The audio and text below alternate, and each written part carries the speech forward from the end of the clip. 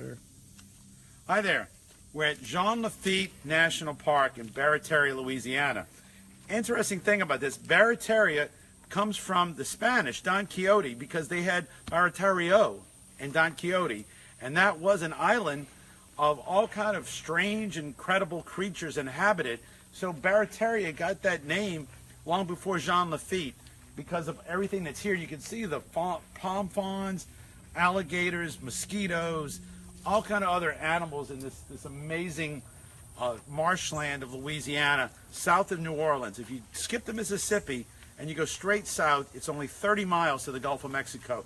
And Lafitte figured that out, so he'd go from the Gulf of Mexico through these back ways and get to New Orleans in only 30 miles versus trying to go up rivers a lot faster.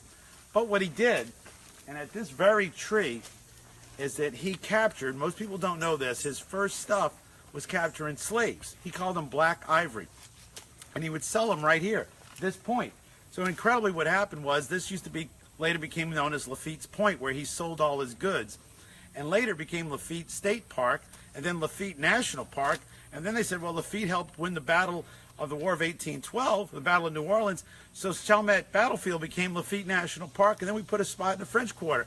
So this guy that started out giving a name of a place because of this point where slaves were sold, we now have named everything in New Orleans. It's pretty amazing. Now we have the Lafitte Greenway.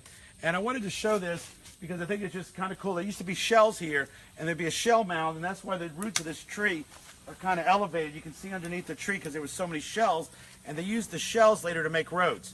So there's a great little story about what goes on in Barataria, and we're on our way to Jean Lafitte right now to do some stuff on what's going on down there with the dead zone in the coast, off the coast and the Gulf Coast.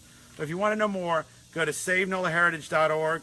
Thanks for following. Have a great Saturday and learn a little bit about Jean Lafitte.